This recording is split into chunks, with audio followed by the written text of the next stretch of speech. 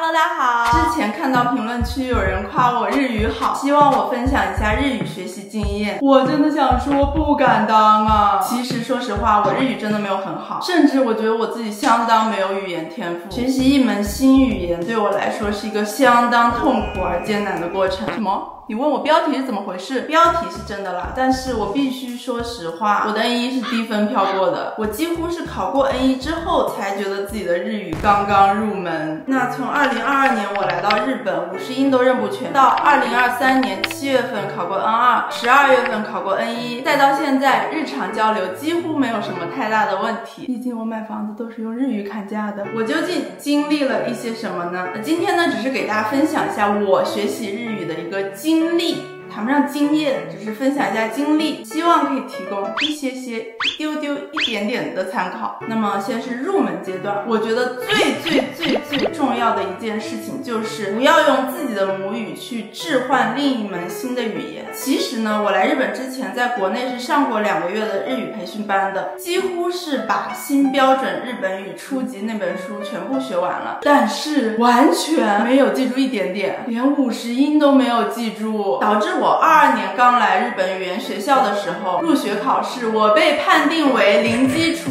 加入了一个全是尼泊尔同学的班级。究其原因，我觉得还是因为在国内的时候，讲课的模式包括教材主打的就是让你用中文去理解日语，而不是从一个语言本身的逻辑去理解。这么说可能有点子小抽象，如果你看过一本科幻小说叫《你一生的故事》，也许可能大概你会知道我在说什么。我觉得语言呢是思考逻辑和感知世界的一种方式。举一个简单的例子，大家都知道中文的吃苹果是吃苹果，日语是リンゴ食べる，苹果吃，它的语序是相反的。那我刚接触日语的时候呢，当我想说这句话，大脑的处理过程是这样的。首先呢，我会想中文吃苹果，然后呢，我会想日语的语序是反的，所以应该是苹果吃，再把这个东西翻译成日语的リンゴを食べる。但是如果我现在想用日语说这句话，我大脑的处理过程是先想到这个东西啊，リンゴ，那我要对它做什么呢？食べる，リンゴ食べる，不知道我有没有表述清楚？我觉得2门语言它不仅仅是语序的不一样，而是使用者捕捉思维的顺序不一样。那我当时是如何避免自己用母语去置换日语的呢？我自己的方法是把自己想象成一个婴儿。是的，你没听错，现在你就想象自己是一个巨婴。哦，宝宝，我还是个宝宝，我什么都不知道。这个时候呢，桌子上出现了一个红红的、圆圆的、看起来特别好吃的东西。这个时候你会做什么？你肯定会拿手去够它，对吧？然后呢，你妈就问你，宝宝，你想干什么呀？给大家翻译一下，这个宝宝的意思就是那个苹果我要吃到嘴里来。现在有没有感悟到这个语序的思考方式？当然，这个方法我还是建议大家在脑内完成就好，不要这样子表现出来，不然别人会觉得你这里有点问题。OK， 那接下来是背单词。学习任何新的语言，首先都是要背单词，但是我发现我很难按照列表记住一个一个单独的单词，我必须在正确的场景里使用过这个单词，我才能记住。那如果你天赋异禀、过目不忘，你可以跳过这一段，反正我不行。我现在依然记得高中的时候晨读背单词，我每一次都在背 abandon。我刚刚来日语学校的时候，超级大焦虑，因为你知道吗？我身边的尼泊尔同学，他们因为打工，日语都佩拉佩拉了。他只是不会考试，但他们口语已经佩拉佩拉了。而我连男人、女人、左右这种最基础的单词我都记不住，而且我真的是有反复在记，就是记不住。但是我现在回忆起这件事，我会说，在语言学习的早期阶段，这个是太正常不过的事情了。我之后呢，逐渐记住了那些曾经我怎么都记不住的单词和语法，都是因为我在正确的场景中使用了它们。比方说去超市买东西，结账的时候，他就会问你有没有会员卡呀，要不要袋子呀。1次2次记不住，3次4次记不住，去第10次记住了。再比方说，我一直记不清左右的日语，我分不清 Migi 和 Hidari 哪个是左哪个是右。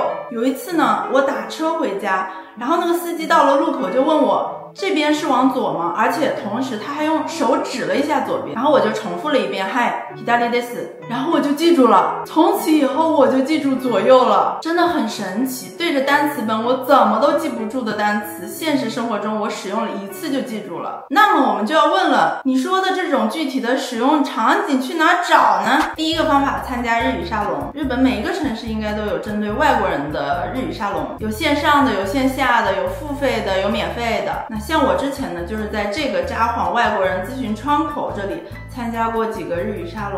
就我当时的体验来说，日语沙龙里的日本人老师都是那种对外国人非常友好的老师，他们是完全有耐心去跟你用最初级的日语对话的。而且呢，很多老师本身就对外语感兴趣，会中文的老师我都遇到过2、3个。所以呢，参加这种日语沙龙，你完全不用担心自己的日语很差被嫌弃或者怎么样。真的非常推荐大家在日语学习早期去参加这种日语沙龙，对入门真的非常帮助非常大，非常帮助非常大。我在说什么？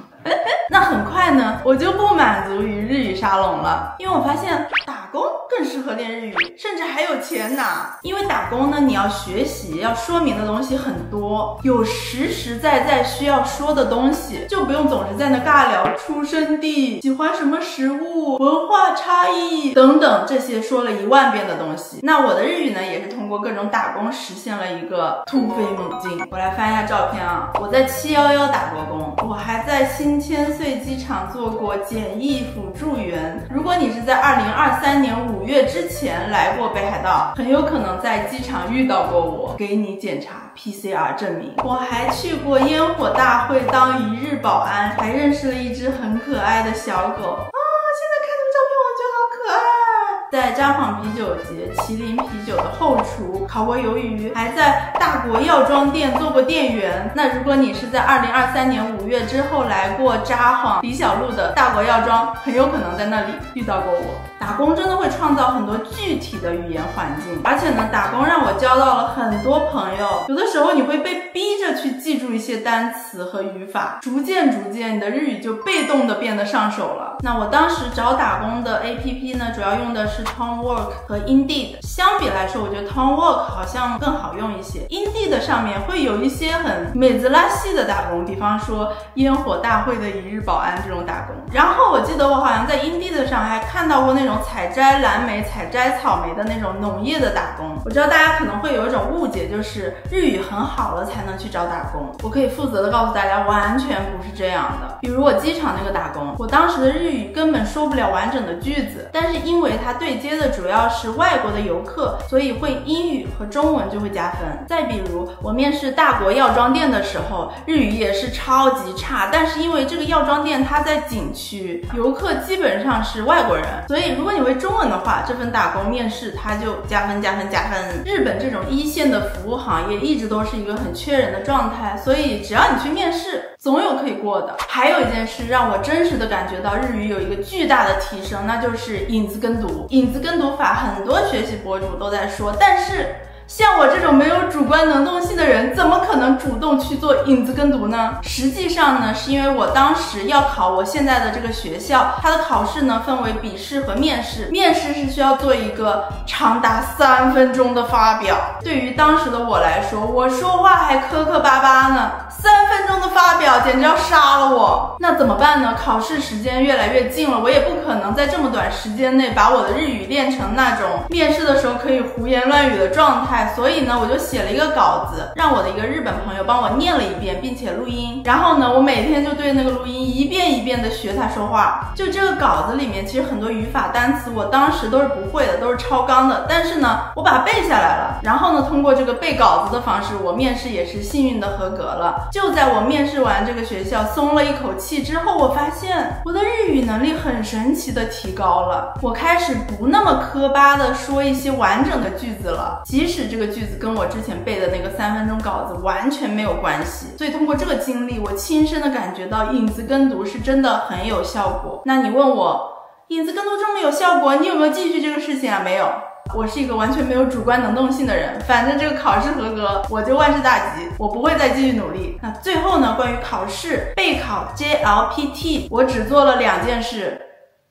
我只做了2件事。第一件事，我要实名推荐 B 站的周叶凡老师。不知道为什么他讲课我就能听得进去，别的老师讲课我通通听不进去。像什么红宝书、绿宝书，我通通没看，我就听了一遍周叶凡老师的课，然后做了历年的真题。我觉得跟刚才说的不要按列表背单词一样，语法其实一条一条的也很难背下来。我看完周老师的网课，其实并没有把语法完全记住，甚至说其实我只是看了一遍，什么都没记住。我都是在做历年真题的过程中，做错了之后再去记这个语法。在做题的过程中记语法，真的比上课一条一条的学那样子记要快很多。第二件事就是学日语歌。其实学日语歌这个事情我本来是有点私心的，因为我来日本之后去 KTV， 我发现不会唱日语歌很吃亏，我很想在 KTV 里面流畅的唱日语歌。所以呢，我日语入门之后，语言学校课我基本上都没有再听了，我每天上课都在下面用小本本抄歌词，然后老师还以为我在认真的做笔记听讲，其实我是在学习唱歌。你如果认真的去学一首日语歌，我是指把它的歌词，汉字的歌词抄一遍，再给每个汉字注上平假名，然后再跟着一句一句的练习，直到你可以在 KTV 演唱它。你会发现一首日语歌里面真的包含了好多单词和日常可以使用的语法，很多语法都是考试的时候会考的。比如我日语非常差的时候，跟我一个日语非常好的朋友一起去 KTV 唱歌，我就学习到了好多语法。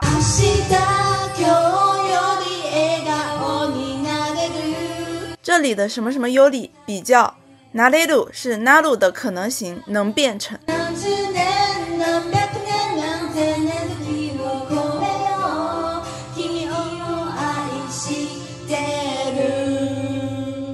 太会写了，太感人了，这歌。而且听多了，你不仅会掌握一些很常用的语法，还能感受到它的语感、语言的节奏。日语其实是一个节奏感很重要的语言，比如长音、促音这些东西对我来说都很难。我个人来说，听别人说日语，我根本分不清那种长音和促音。我听说会说广东话的人对这种长音和促音会比较习惯，反正我是完全不太行。但是呢，音乐也是有节奏的。当你学一首日语歌的时候呢，你就会很自然的根据音乐的旋律和节奏去把日语的节奏给 get 到，真的相信我。那么更重要的一点是，考试是真的会考。比如我当年考 N2， 这个第2题就在东京事变的这首歌里唱到过，第4题 Kiwashi 也是东京事变，无独有偶啊，半年之后我考 N1， 这个第3题矛盾又是东京事变。我说大家都去听东京事变，好吧，这才是真正的音乐，这才是真正的有文化的作词。我觉得如果我没有利用课堂时间来学习日语歌的话，我 N1 根本就过不了，因为我 N1 好像只考了101还是102，再扣2分我就过不了了。那么日本人经常会说日本語は勉強するものじゃなくてなれるものだ。我真的觉得除了考日语等级能力测试前的1-2个月之外，我其他时间都是在被动的输入一些日语，なんとなく就变成今天这个样子了。这次学日语是继我小时候学英语之后的第2次尝试学习一门外语，体验还真的挺不一样的。希望今天的分享对大家有所帮助，我们下期视频再见，拜拜。哇，突然发现我头发上怎么全是油漆。